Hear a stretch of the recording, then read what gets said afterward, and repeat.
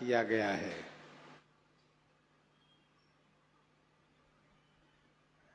जातीय अपमान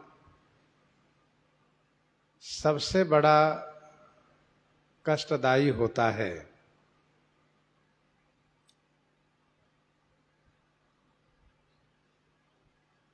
यद्यपि श्री सती जी को उनकी माता श्री प्रसूति जी बहुत प्रकार से समझा रही हैं, लेकिन यह क्रोध, यह दुख इतना बढ़ा हुआ है कि उसमें मां का उपदेश कुछ भी लागू नहीं हो रहा है। शिव अपमानन जाई सही, हृदय न होई प्रबोध, सकल सभहि हठि हटकी तब बोली बचन सक्रोध। शिव अपमान न जाई सही, हृदय न होई प्रबोध। श्री सती जी पतिव्रताओं में शिरोमणि है।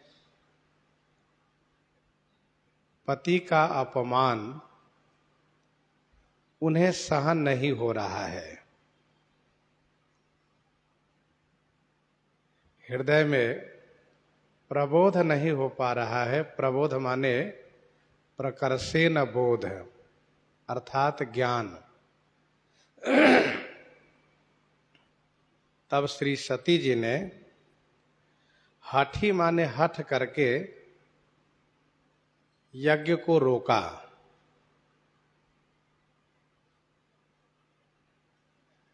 मंत्र उच्चारण करने वाले ब्राह्मणों को रोका, आहुति देने वाले को रोका, जय जयकार करने वाले को रोका, सबको चुप किया। और फिर इन्होंने क्रोध पूर्वक वचन कहा। बोली बचन सक्रोध।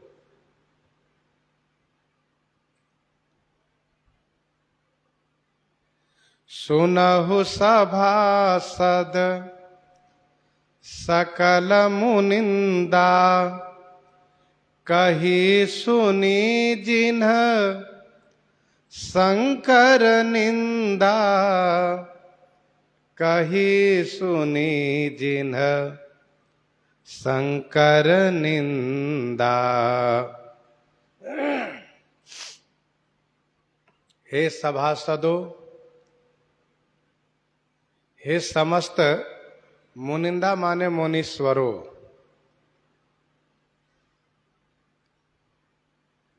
आप सब मेरी बात को ध्यान से सुनिए। जिन्ह शंकर निंदा कही सुनी, जिन लोगों ने श्री शंकर जी की निंदा की है और जिन्होंने सुनी है,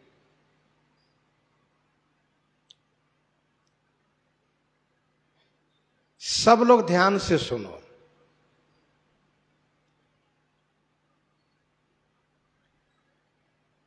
श्री सती जी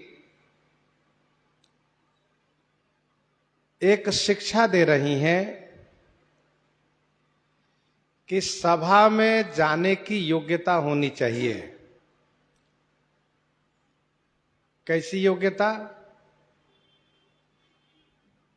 तो यही कि सभा में जो उचित व अनुचित कहा जा रहा हो उसको समझें, उचित का अनुमोदन करें, समर्थन करें और अनुचित का विरोध करें। यही योग्यता होनी चाहिए।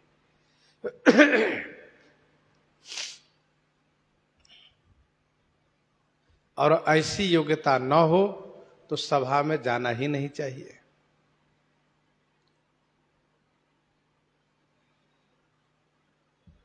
श्री शंकर जी जो सम कल्याणम करोतीति शंकरः, सभी को कल्याण करने वाले हैं। उन भगवान शंकर की जिन्होंने निंदा की है और जिन्होंने सुनी है,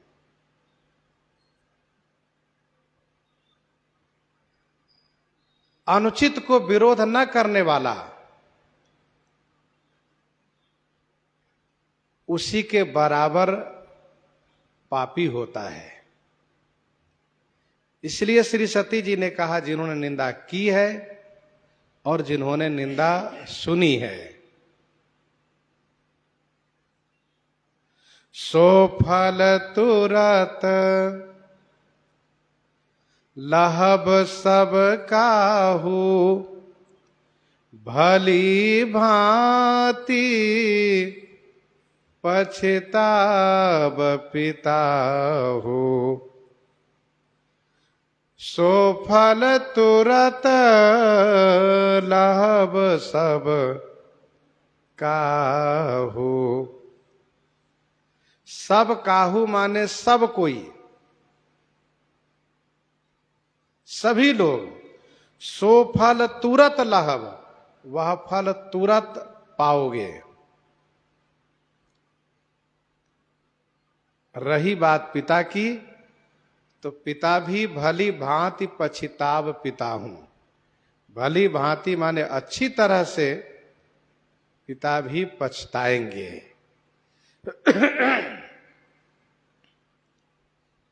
सो फल तुरत लहब सब काहू। वैसे कर्म का फल कब मिलेगा यह निश्चित नहीं रहता है, लेकिन श्री सती जी कह रही हैं कि इस कर्म का फल तुरंत सबको मिलेगा। मानो श्री सती जी श्राप दे रही हैं, आप लोग इस भरम में मत रहो कि जब फल मिलेगा तब मिलेगा, अभी तो मिठाई मिल रही है। मतलब जब दंड मिलेगा तो मिलेगा, अभी तो सम्मान मिल रहा है, अभी तो बढ़िया मिठाई मिल रही है। श्री सती जी ने कहा इस भरम में मत रहो, तुरंत फल मिलेगा आप सभी को।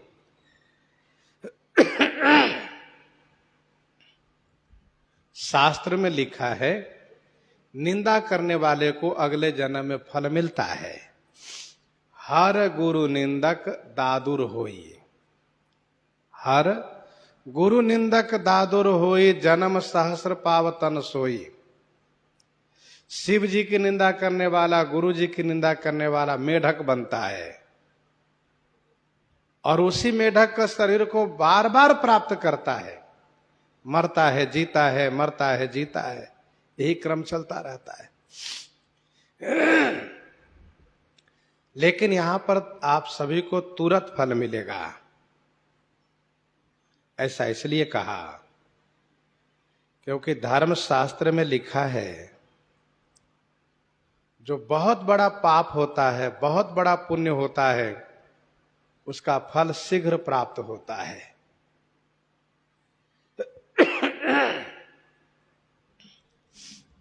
त्रिभिर वर्षैः त्रिभिर मासैः त्रिभिः पक्षैः त्रिभिर दीनैः। त्रिभिर वर्षैः त्रिभिर मासैः त्रिभिर पक्षैः त्रिभिर दीनैः। 3 वर्ष, 3 महीना, 3 पक्ष व 3 दिन के अंदर फल मिलेगा। किसका फल? कहा अत्युत्कटैः पुण्या, अत्युत्कटैः पुण्या पापैर रिहैव फलमश्नुते। अत्युत्कटैः पुण्या पापैर रिहैव फलमश्नुते। अति उत्कट जो पाप और पुण्य होता है उसका फल प्राप्त हो जाता है। वैसे जीवन में सुख जो मिलता है पुण्य का फल है, दुख जो मिलता है पाप का फल है। कौन से पाप का फल मिल रहा है, कौन से पुण्य का फल मिल रहा है, यह समझना, यह निश्चय करना बड़ा कठिन होता है। लेकिन जो अति उत्कट पाप पुण्य हो, जिसे कहते बहुत बड़ा पुण्य बहुत बड़ा पाप, यदि वह है तो उसका परिणाम बहुत शीघ्र आता है।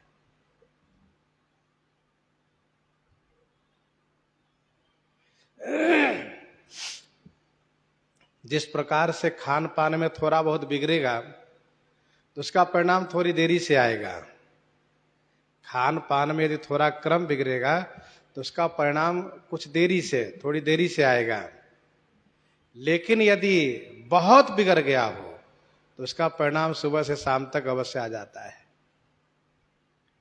वैसे ही पाप पुण्य का हिसाब है।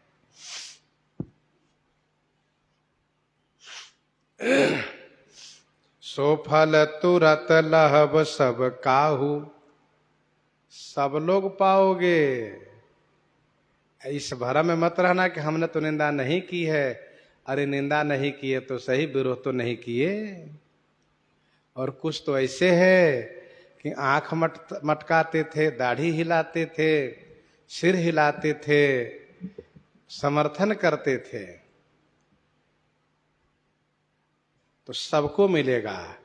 और सबसे बड़े निंदक तो पिता है, कहा वो तो अच्छी तरह से पछताएंगे। भली भांति पछताव पिता हो। क्योंकि संत शंभु श्रीपति अपवादा,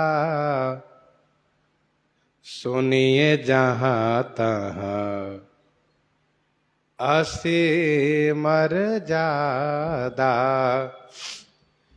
संत शंभु श्रीपति अपवादा। संत शंभु श्री शंकर जी, श्रीपति भगवान विष्णु, भगवान श्री राम, भगवान श्री कृष्ण। अपवादा माने निंदा, अपवादा माने निंदा। इन तीनों की निंदा जहां होती हो, जहां सुनी जाती हो, तहां असी मर्यादा, तहां माने वहां पर ऐसी मर्यादा है।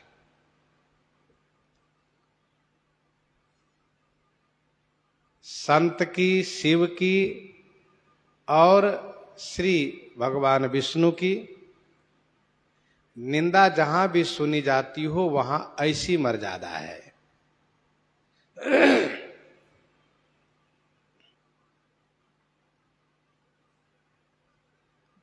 संत का नाम पहले लिया। संत चाहे वह श्री शिव के भक्त हो अथवा श्री राम कृष्ण के भक्त हो, संत संत। और संत की महिमा विशेष है। मोरे मन प्रभु अस विश्वासा, राम ते अधिक राम कर दासा। सातम सम मोहिमय जग देखा, मोते संत अधिक करि लेखा। मोते संत अधिक करि लेखा। तो संत, ठाकुर जी संत को विशेष महत्व देते हैं। भगवान अपने भक्त को विशेष बड़प्पन प्रदान करते हैं, इसलिए कहा संत।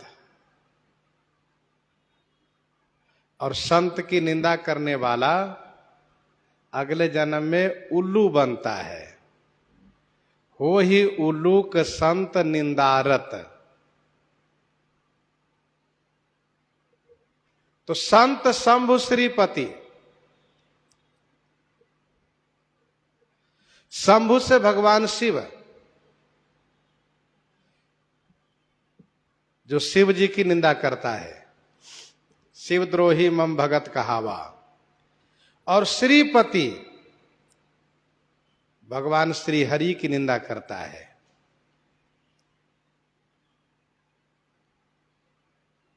इन तीनों से प्रतिकूल होने पर जीवन में सुख प्राप्त नहीं हो सकता है।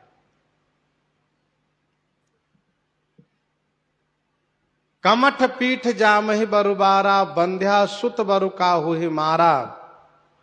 फूल ही नभ बरु बहुविधि फूला, जीवन लह सुख हरि प्रतिकूला। जीवन लह सुख हरि प्रतिकूला।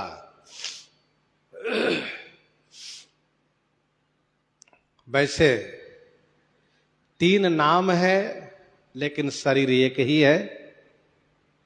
भक्त भक्ति भगवंत गुरु चतुर नाम बपु एक। भगवती श्री सती जी कहती है, जहां उनकी निंदा सुनी जाती हो, अपवादा सुनिए, तहां माने वहां ऐसी मर्यादा है।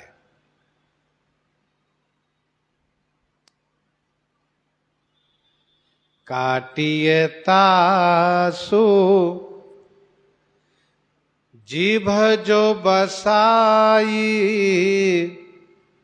श्रवण मुदिनत चलिए पराई। काटिए तासु जीभ जो बसाई। जो बसाई, जो यदि बस चले तो उसकी जीभ काट लो, और बस नहीं चलने वाला है, वह बलवान है, तो श्रवण मुदि न तो चलिए पर आइए। न आता माने नहीं, तो श्रवण मुदि माने कान मुद करके, पराई चलिए माने भाग चलो, वहां से भाग लो। काटिए और काढ़िए 2 पाठ है। काटिए और काढ़िए 2 पाठ है। काटिए माने काट लो, और काढ़िए माने खींच लो, उखाड़ लो।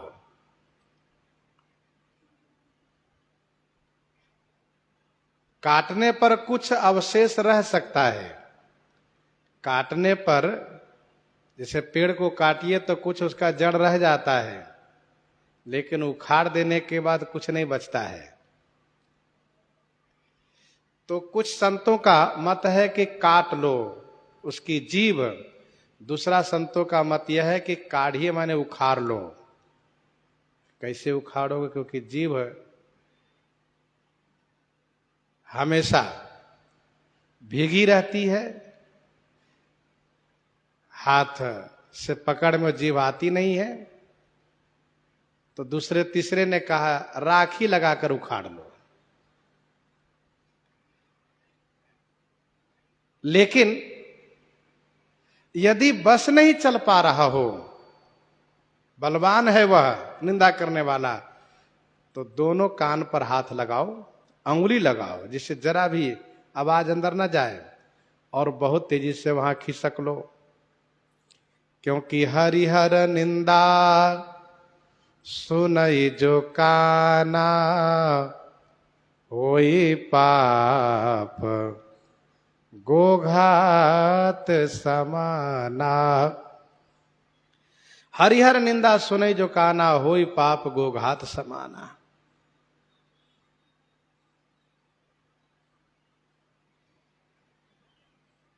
निंदा सुनने पर गौहत्या के समान पाप लगता है।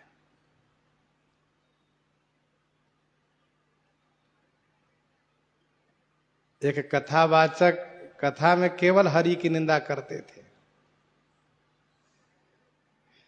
एक व्यक्ति कथा सुनने के लिए गया, उनको गुस्सा लगी, पत्थर उठाया और निशाना लगा करके मारा। तो व्यास महोदय के कपाल पर वह पत्थर लगा, कपाल फूट गया। न्यायालय में वह शिकायत लेकर पहुंचा। न्यायाधीश ने कहा तुमने पत्थर क्यों मारा? तो कहा इन्होंने भगवान श्री हरि की निंदा की इसीलिए। तो न्यायाधीश ने कहा और लोग भी तो कथा सुन रहे थे, पर तुमने ही क्यों पत्थर मारा? उसने कहा कि जितने कथा सुन रहे थे वे काना नहीं थे, हम ही काना है, इसलिए हमको गुस्सा लगी इसलिए हमने मारा। क्योंकि गोस्वामी जी ने कहा हरिहर निंदा सुने जो काना, तो काना था इसलिए उसने अपने पक्ष में अर्थ लगाया, जबकि इसका अर्थ है काना माने कान से, पर वह काना माने नेत्र के दृष्टि से मान लिया हम काना है। तो पाप सुनने में दोष लगता है, निंदा सुनने में दोष लगता है। कभी भी कहीं भी किसी की निंदा नहीं सुननी चाहिए, क्योंकि निंदा करने वाला और निंदा सुनने वाला दोनों बराबर के हिस्सेदार होता है पाप के।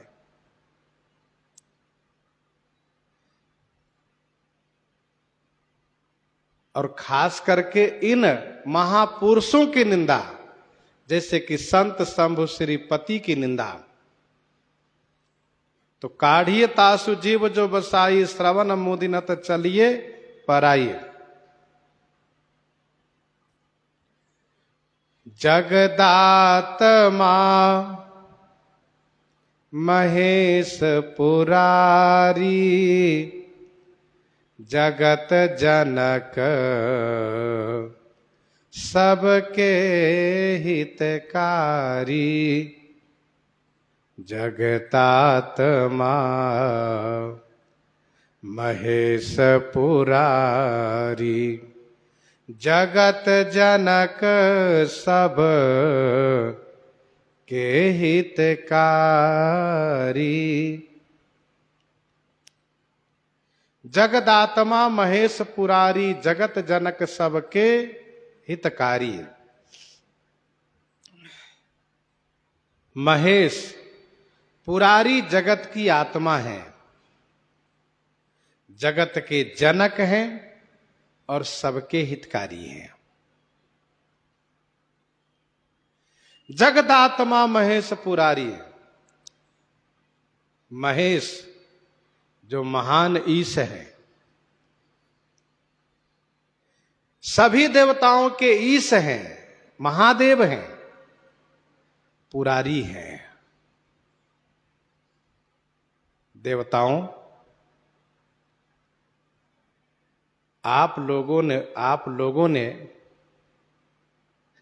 बिल्कुल निर्लज्जता का परिचय दिया है।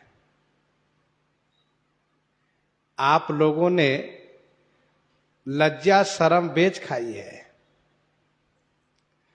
अरे जब वह त्रिपुरासुर आप सभी को सता रहा था, तब क्यों न त्रिपुरासुर को आप लोग मार दिए? फिर तो आप सब भगवान शिव की शरण में आए थे, रक्षा कीजिए भोलेनाथ। महादेव ने ही त्रिपुरासुर को मार करके आप सब की रक्षा की है, और वही आप सब आज भगवान शिव के विरोधी के यज्ञ में सम्मिलित होकर के निंदा सुन रहे हो। आप सब जरा भी शर्म नहीं है।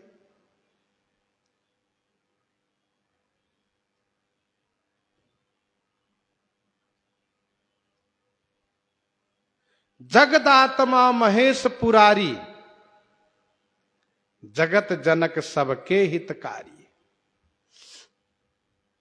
भगवती श्री सती जी ने श्रीमद् भागवत जी में कहा है,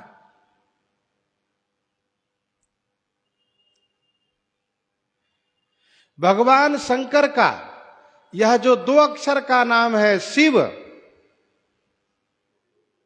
एक बार भी उच्चारण करने से समस्त पापों को नष्ट कर देता है। उन्हीं शंकर जी की, उन्हीं जगदात्मा, उन्हीं महेश, उन्हीं पुरारी की निंदा आप लोग करते हो, सुनते हो, शर्म नहीं आती? जगदात्मा भगवान शिव जगत की आत्मा है। 14 भुवन एक पति होई, भूत द्रोह तिष्ठई नहीं सोई। वह क्यों नहीं ब्रह्मांडाधिपति हो जाए? कोई क्यों न ब्रह्मांडाधिपति हो जाए, पर यदि वह एक आत्मा से विरोध करता है तो उसका विनाश होता है। और तुम सब तो जगदात्मा से विरोध कर रहे हो। जगदात्मा महेश पुरारी, जगत जनक, कल्प भेद से जगत को सृजन करने वाले महादेव है, इसलिए कहा जगत जनक। जगत के जनक हैं, पिता हैं, जगत को उत्पन्न करने वाले हैं और सबके हितकारी है, सबके हित करने वाले हैं। भगवती श्री सती जी ने कहा तुम सब 420 हो। 420 दोहा संख्या में गोस्वामी जी ने लिखा, हित पर बढ़ई विरोध जबा अनहित पर अनुराग, हित पर बढ़ई विरोध जबा अनहित पर अनुराग, राम विमुख विधि बाम गति सगुन आघाई अभाग। अतएव तुम सब 420 हो। किसी भी मनुष्य को यदि कहा जाए तुम 420 हो तो वह नाराज हो जाता है। 420 का मतलब धोखेबाज, कपटी, कुटिल, नीच, पापी, दंभी। और उसका पहचान यह है कि अपने हितैषियों से विरोध होने लगे, अपने हितैषियों से, अपने हितकारी से विरोध होने लगे और अपने अनहित से, शत्रु से प्रेम बढ़ने लगे, तो समझना चाहिए कि इनके विनाश का समय आ गया है। और ये धोखेबाज है।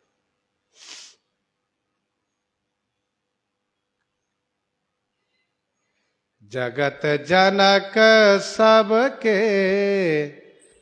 हितकारी,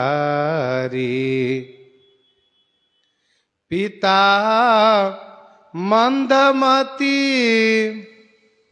निंदत तेहि, दक्ष शुक्र संभव यह देहि। मंदमती पिता, नीच बुद्धि वाला पिता, ते ही उन महादेव की निंदा कर रहे हैं।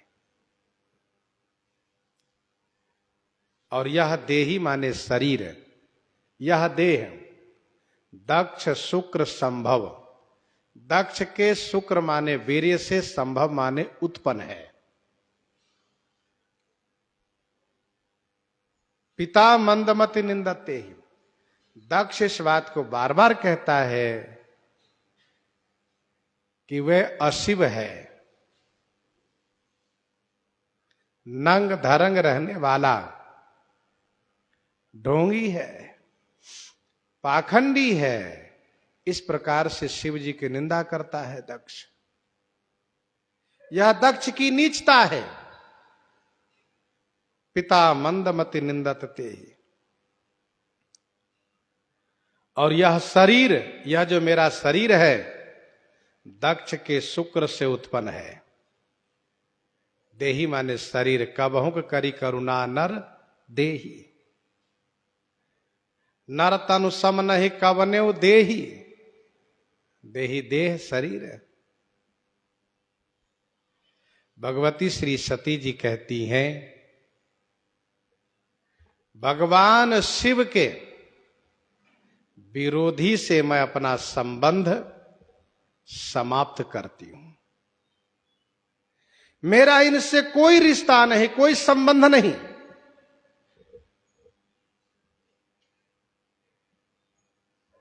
अब तक पिता कहा, और जब संबंध तोड़ दिया श्री सती जी ने, तब कहा दक्ष।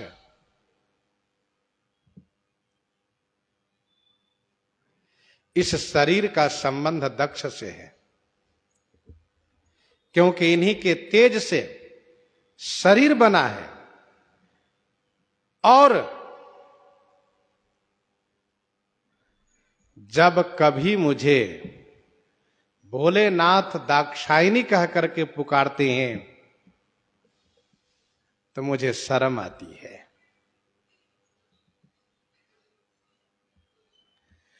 मैं ऐसे पापी नीच से अपना संबंध समाप्त कर रही हूं। संबंध समाप्त करने का मतलब इनसे शरीर मिला है। लोग मुझे दक्ष पुत्री कहते हैं, मैं शरीर को ही समाप्त किए देती हूं। तजी हूं तुरत देहते ही हेतु, उर्धरी चंद्र मौली वृष के तो, तजी हो तुरत देहते ही हेतु। श्री सती जी ने स्पष्ट कर दिया कि मैं अपने शरीर को क्यों परित्याग कर रही हूं। लोग यह न समझे कि पिता ने निमंत्रण नहीं दिया था, पिता ने सती को बुलाया नहीं था, इसलिए सती ने शरीर का परित्याग किया। ऐसा लोग न समझे। लोगों को यह ज्ञात होना चाहिए कि पिता ने इनके पति को अपमान किया, उनको यज्ञ में भाग नहीं दिया, इसीलिए उनसे हमेशा हमेशा के लिए संबंध समाप्त करने के लिए श्री सती जी ने शरीर का परित्याग किया। ये पता चलना चाहिए।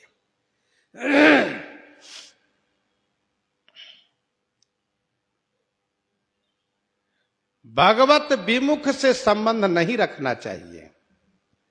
जैसे कभी भूल से अखाद्य वस्तु खा लेते हैं तो उसका उपाय वही है शुद्धि करने के लिए कि तुरंत उल्टी करो।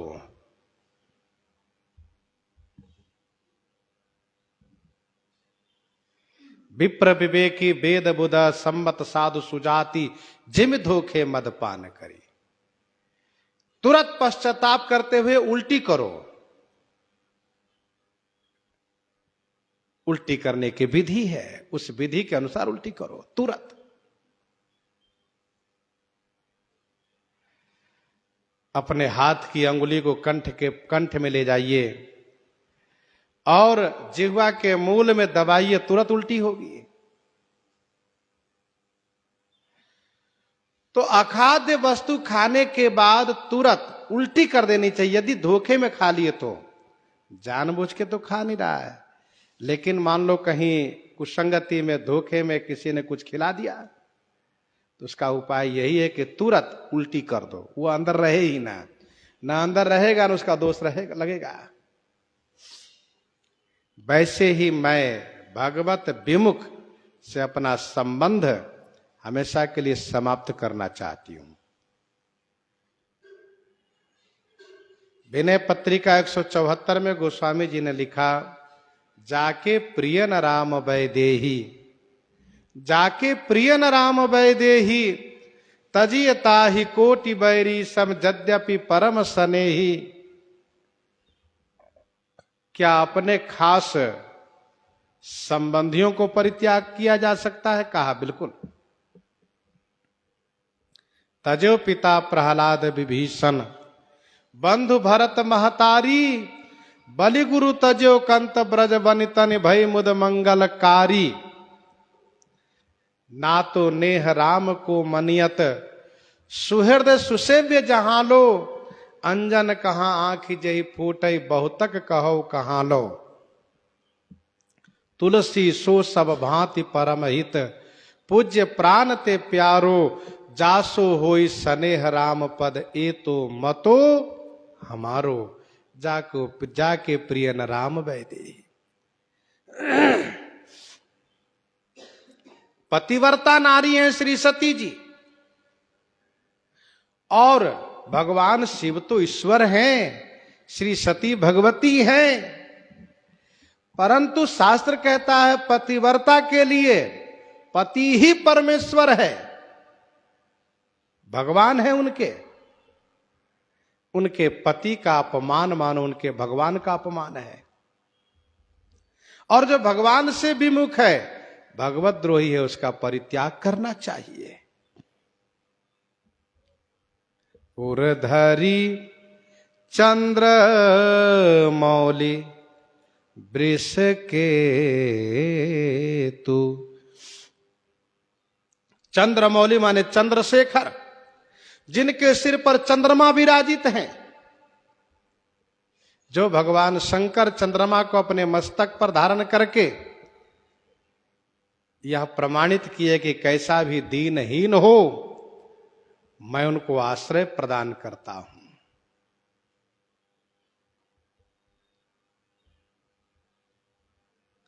उनको आश्रय प्रदान करता हूं। यमाश्रितो ही वक्रोपी चंद्र सर्वत्र वंद्यते। दूसरा भाव यह है कि चंद्रमा जिनके मस्तक पर है, भाल पर हैं, और जो वृषकेतु माने धर्म ध्वजी हैं, जिनकी ध्वजा में धर्म के चिन्ह है, धर्म के प्रतीक बैल है, नंदी है, उनका चिन्ह है।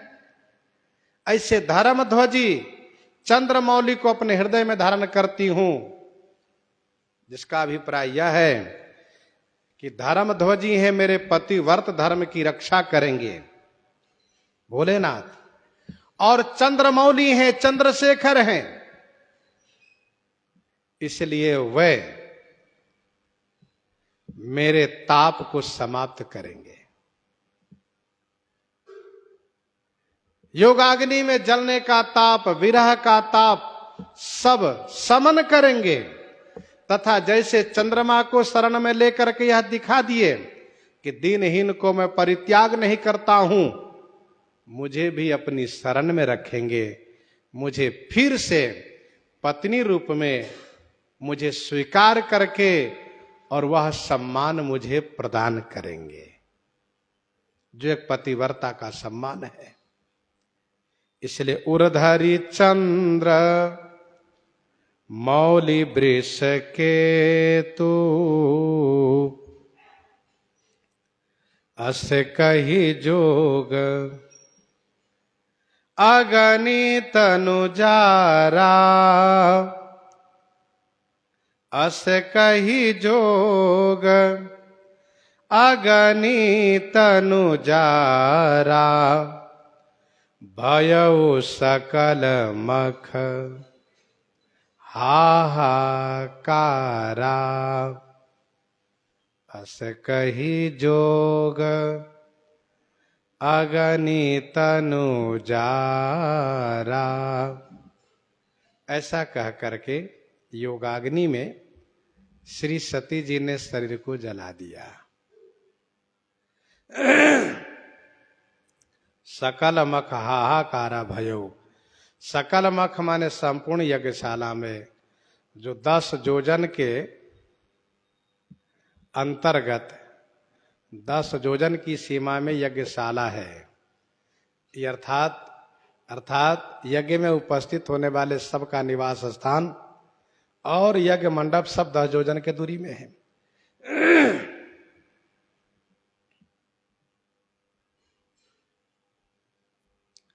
संपूर्ण यज्ञशाला में हाहाकार मच गया। हा हा होना शुरू हुआ, हा हा ये अच्छा नहीं हुआ। भगवती सती जी जल गई, भगवती श्री सती जी मर गई है। ये बहुत बुरा हुआ, बहुत गलत हुआ, ये बड़े दुख की बात है। सकल मख हाहाकारा भयो।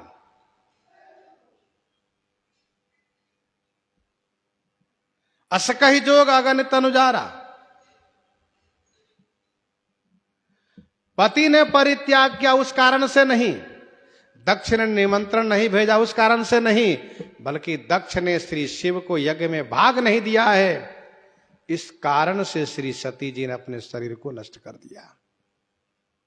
क्यों? दक्ष से संबंध तोड़ने के लिए।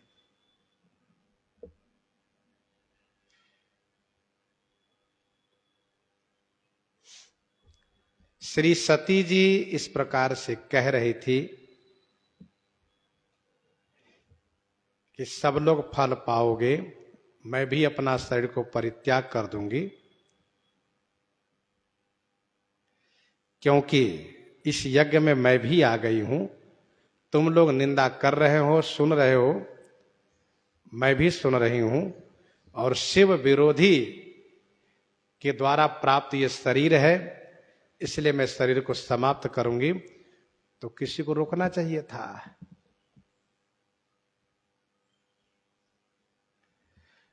किसी को रोकना चाहिए था, कोई रोक क्यों नहीं पाए? तो इसका उत्तर यह है कि किसी को यह विश्वास ही नहीं था कि एकदम से अचानक श्री सती जी शरीर को त्याग देंगी।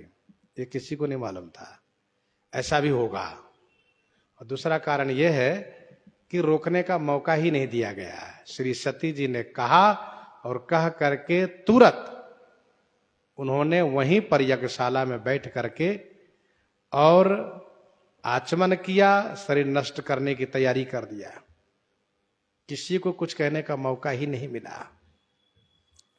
वैसे श्री प्रसूति जी पहले बहुत समझाई थी, माता जी बहुविध जननी किन प्रबोधा, साथ में तो है ही हैं। तो यहां पर किसी को कुछ कहने का मौका ही नहीं मिल पाया। अस कहि जोग अगनि तनु जारा। योगाग्नि से शरीर को नष्ट करना यह उत्तम मृत्यु की विधि है। योगाग्नि में शरीर को जला देना यह उत्तम मृत्यु की विधि है।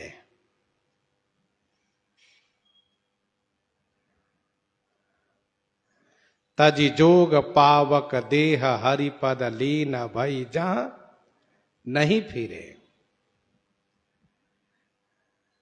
अस कहि जोग अगणित तनु जारा। और इसके बाद राम कृपा वैकुंठ सिधारा। आधी चौपाई ज्यों की त्यों है। अस कहि जोग अगणित तनु जारा, राम कृपा वैकुंठ सिधारा। सरभंग जी महाराज।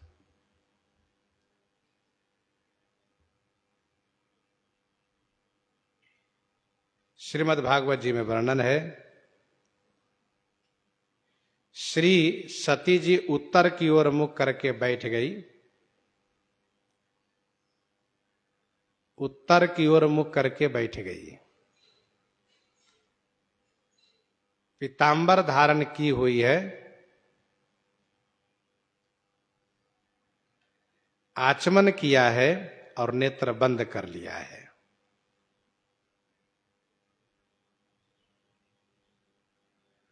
पीतांबर धारण करके, पीतांबर धारण की हुई है, उत्तर की ओर मुख करके बैठ गई हैं। आचमन करके नेत्र बंद किया है। प्राण अपान वायु को नाभि में स्थिर करके, प्राण अपान वायु को, देखिए पंच प्राण वायु की बात यहां कही जा रही है। प्राण अपान व्यान उदान समान। तो प्राण अपान वायु को नाभि में स्थिर किया है और स्थिर करके उन दोनों को समान किया है। तो प्राण अपान समान, समान भी एक वायु है। प्राण अपान को नाभि में स्थिर करके उन्हें फिर समान किया है और फिर उदान को नाभि से उठाकर फिर उदान को, उदान वायु है, नाभि से उठाकर भ्रिकुटी में स्थिर किया है। भ्रिकुटी में स्थिर किया है।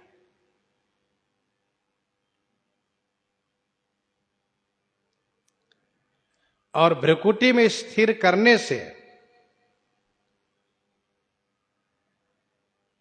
जब इन्होंने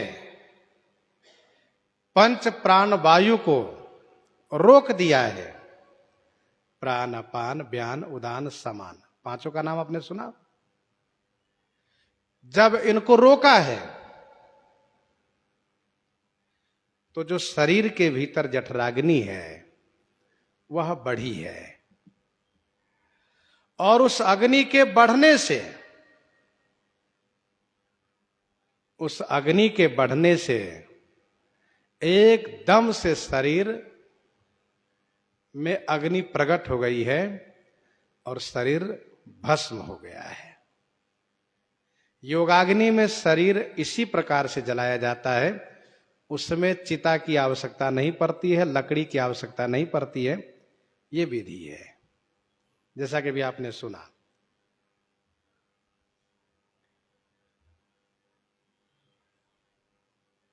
प्राण अपान वायु को नाभि में स्थिर कर उन्हें समान किया और फिर उदान को नाभि से उठाकर भ्रिकुटी में पहुंचाया। सती जी का शरीर एकदम से जल गया, भस्म हो गया। अस्कहि जोग अगनि तनु जारा।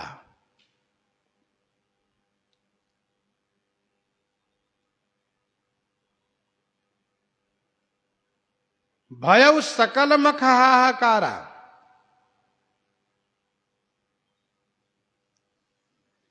कुछ लोगों ने प्रश्न किया, योगाग्नि में शरीर श्री सती जी ने परित्याग किया तो फिर इनका पुनर्जन्म कैसे हुआ? इसका समाधान आगे गोस्वामी जी ने स्वयं किया है। सती मरत हरिसन बर मांगा, जन्म जन्म शिवपद अनुरागा। इसलिए, और दूसरा यह है कि श्री सती जी ईश्वरी हैं। वे चाहे जोगाग्नि में शरीर को जलावें, चाहे जैसे जलावें, जिस मृत्यु को चाहे वे प्राप्त करें, लेकिन वे तो अपनी इच्छा से शरीर धारण करती है। निज इच्छा लीला वपु धारणी। सती मरण सुनि शंभुगन, लगे करन मख खीस। यज्ञ विध्वंस बिलो की भृगु, रक्षा किन मुनीस। सती मरण सुनि शंभुगन। सती जी के मरण सुन करके शंभुगन मख खीस करन लगे। मख माने यज्ञ को, खीस माने नष्ट भ्रष्ट करने लगे। यज्ञ विध्वंस बिलो की भृगु। यज्ञ को विध्वंस होते हुए देख करके भृगु ने, यज्ञाचार्य भृगु जी हैं, उन भृगु जी ने जब देखा यज्ञ विध्वंस हो रहा है तो मुनीस माने मुनि श्रेष्ठ भृगु ने रक्षा किया, यज्ञ की रक्षा किया। भगवान शिव के गणों को यज्ञशाला में प्रवेश नहीं करने दिया गया था।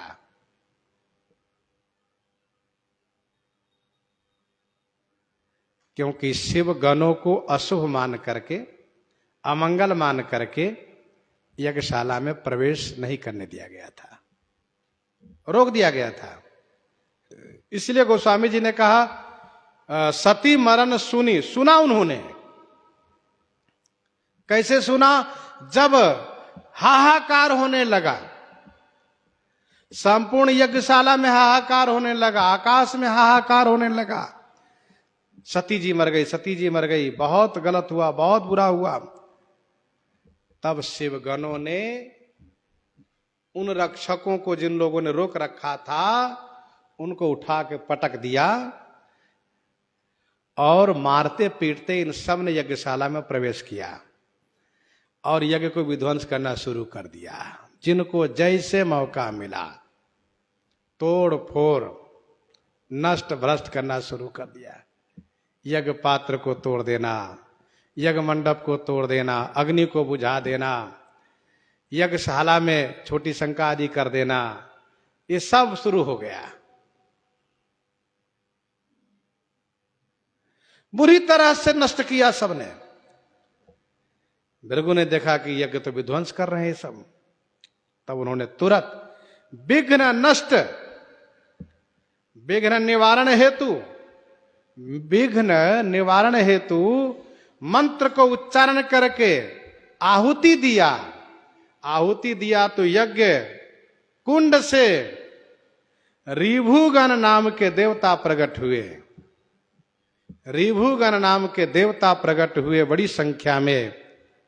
पूछा क्या आदेश है? भृगु ने कहा यज्ञ की रक्षा करो, शिवगणों को मार भगाओ। तो यज्ञ का प्रभाव है, मंत्र का प्रभाव है। ऋभुगण नाम के देवतागण शिवगणों को मार पीट करके खदेड़ दिए, भगा दिए।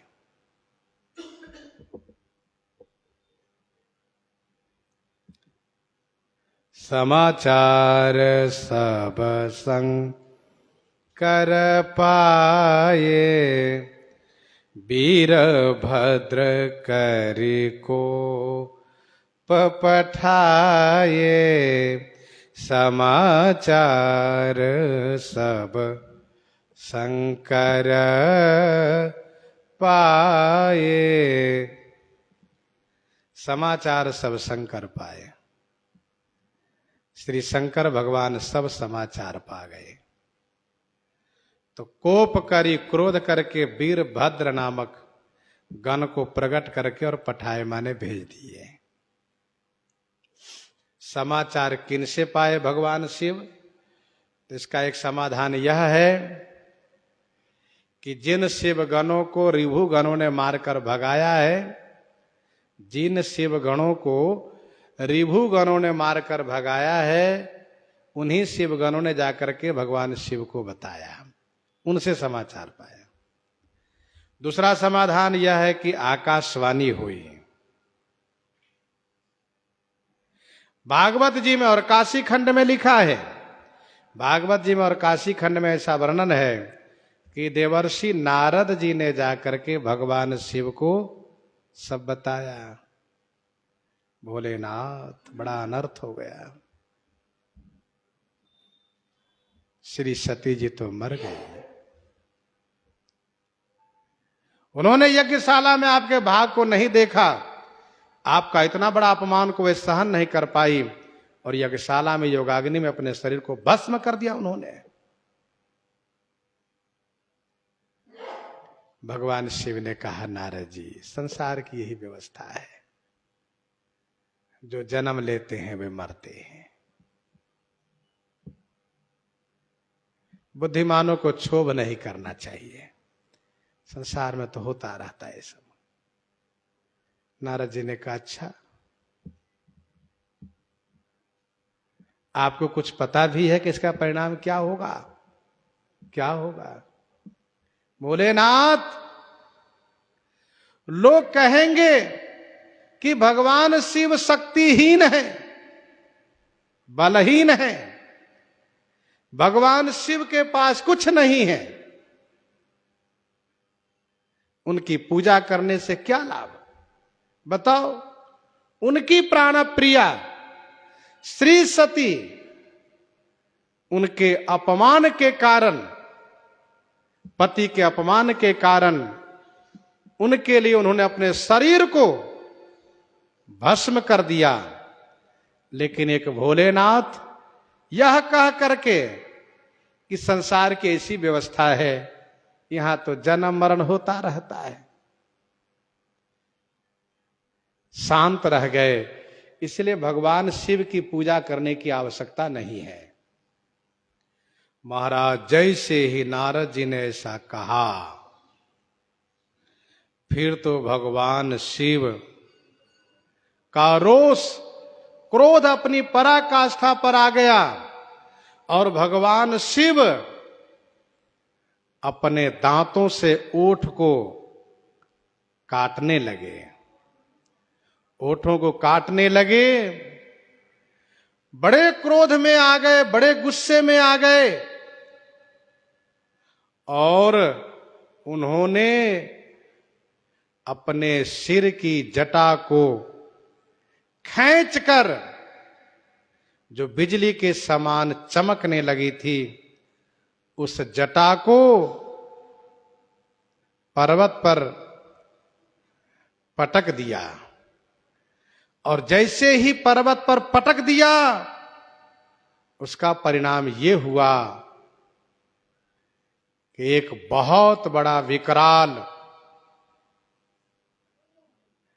शिव जी का गण प्रकट हुआ, जिनका नाम है वीरभद्र, जिनका नाम है वीरभद्र। वह प्रकट हो गया। विशाल शरीर है उसका, पर्वताकार विशाल शरीर है, 1000 भुजाएं हैं, सूर्य के समान तेज हैं, 3 नेत्र हैं, दांत कराल है, अग्नि शिखा के समान केस है, मुंडों की माला पहने हुए हैं, अस्त्र शस्त्र धारण किए हुए हैं। भगवान शिव को उन्होंने परिक्रमा किया, प्रणाम किया और कहा, स्वामी मेरे लिए क्या आदेश है?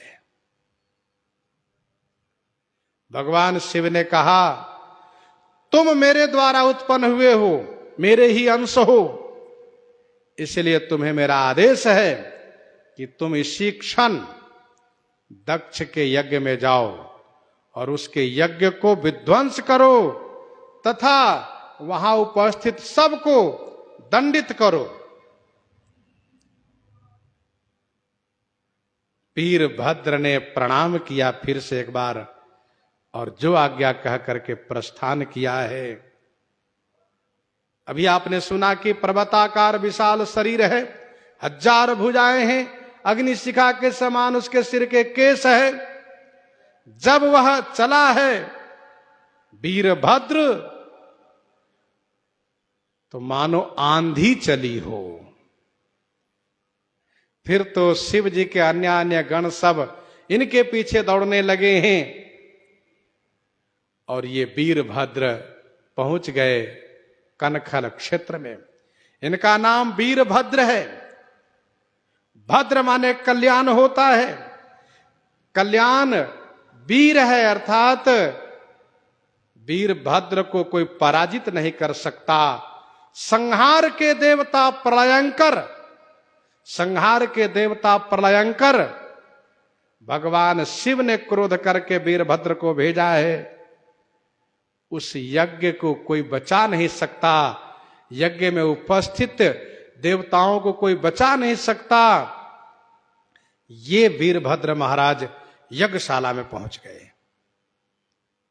वीरभद्र करिकोप पठाए, आंधी चलने लगी है, आकाश में धूल भर गई है, सब तरफ उत्पात होने लगा है, यज्ञशाला में सब तरफ से अशगुन होने लगा है, सब कांप गए। क्या होने वाला है? यज्ञ विध्वंस जाई तिन्ह कीन्हा, सकल सुरन विधिवत फल दीना। यज्ञ विध्वंस जाई तिन्ह कीन्हा। भृगु जी के द्वारा उत्पन्न ऋभुगण धरे के धरे रह गए। भृगु जी के सारे मंत्र धरे के धरे रह गए। इनका कोई उपाय कामयाब नहीं हुआ। वीरभद्र ने तुरंत जाकर के यज्ञ विध्वंस कर दिया। यज्ञ विध्वंस जाई तिन्ह कीन्हा, सकल सुरन विधिवत फल दीन्हा। और सब देवताओं को विधिवत माने यथोचित फल दिया। जैसे वीरभद्र वहां पहुंचे हैं, वैसे ही चारों तरफ से शिवगणों ने यज्ञशाला को घेर लिया। क्यों घेर लिया? कोई भाग कर बाहर नहीं जा सकते, किसी को भागने नहीं देंगे। जो भागना चाहेगा उसको पटक के यहीं मारेंगे। सब तरफ से घेराबंदी कर लिया। और इसके बाद जितने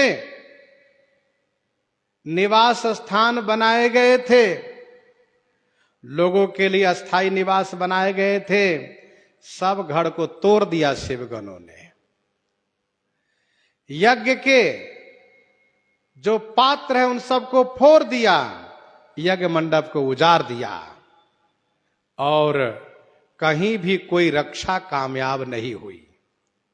सब कांप रहे हैं, क्योंकि वीरभद्र ने पहुंचते ही दक्ष प्रजापति को बंदी बना लिया और उसको बांध दिया, भृगु को दबोच लिया, और फिर जितने वहां गणमान्य है, विशिष्ट है, सबको पकड़ लिया। मणिमान ने भृगु को बांध लिया। वीरभद्र ने सुरवा से, क्योंकि यज्ञाचार्य है भृगु, और भृगु जी क्या गलती किए थे?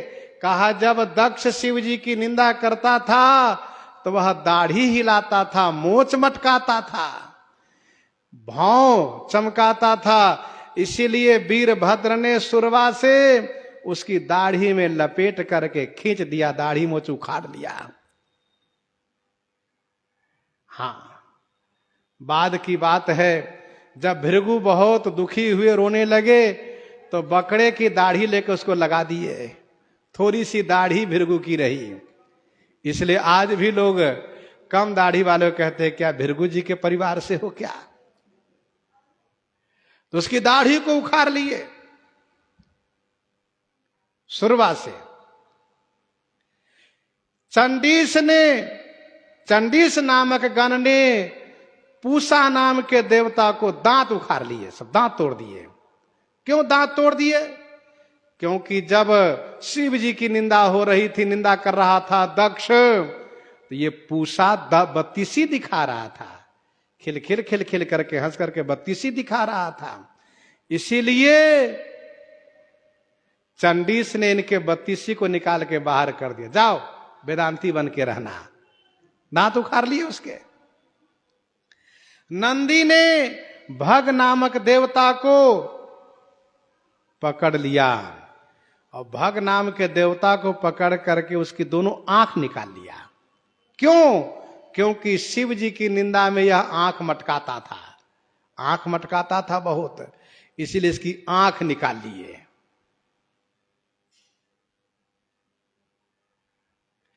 वीरभद्र ने दक्ष प्रजापति को पटक करके छाती पर बैठ गए।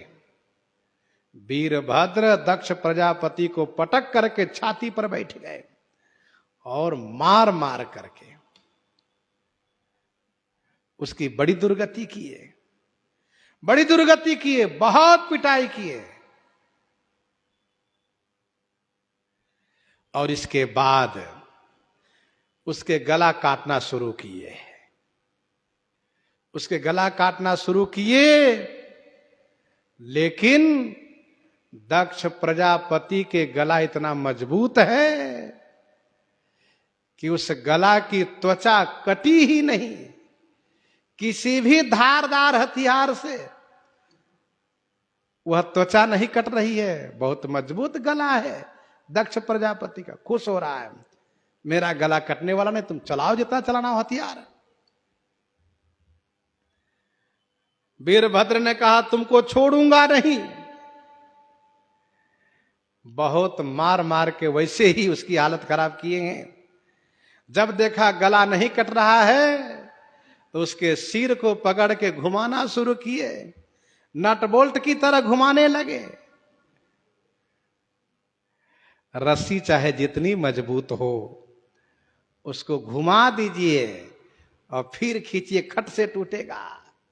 वैसे ही वीरभद्र ने दक्ष के सिर को घुमा घुमा करके और एकदम से खींच लिए, उखड़ गया। और फिर उसको लेकर के यज्ञशाला में, यज्ञ कुंड में डाल दिए, यज्ञ कुंड में डाल दिए। इस प्रकार से यज्ञ विध्वंस कर दिए।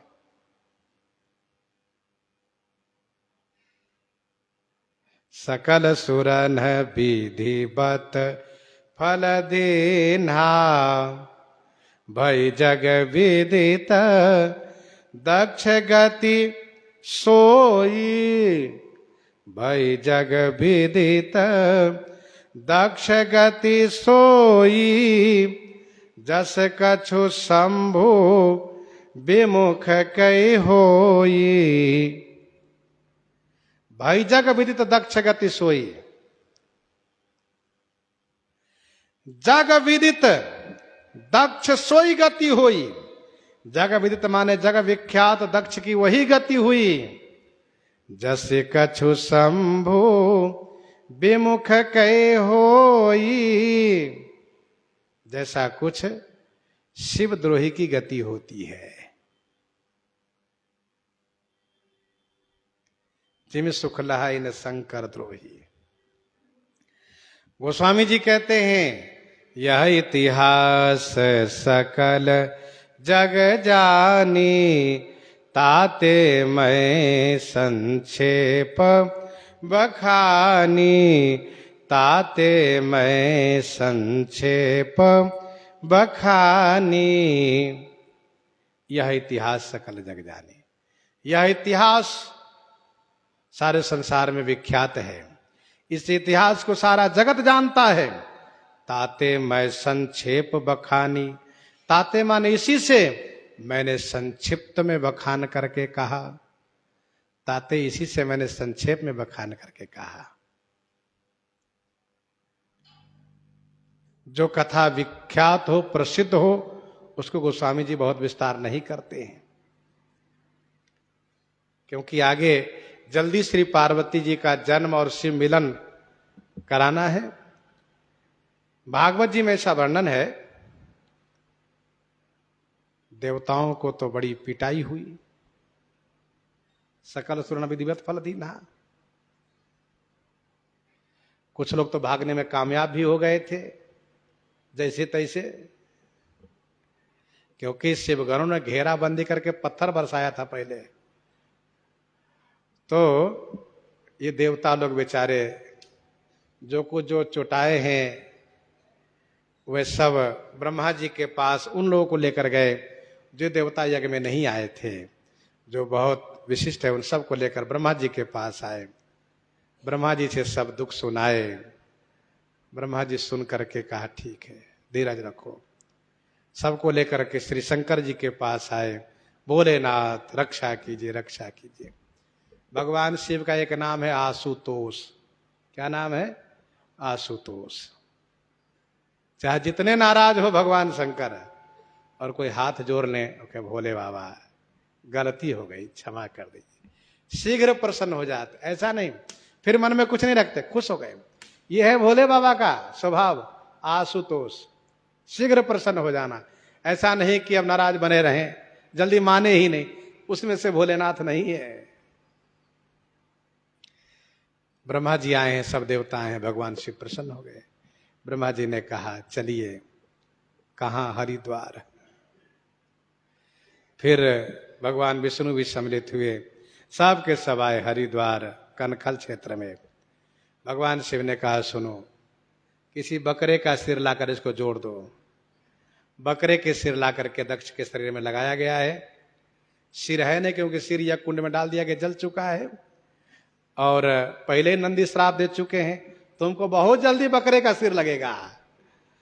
तो वो श्राप भी फलीभूत हुआ।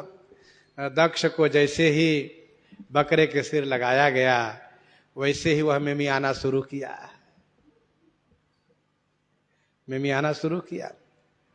इसलिए आज भी पंडित जी लोग जब शिव जी की पूजा कराते हैं तो पूजा के अंत में बकरे वाली आवाज निकालते हैं।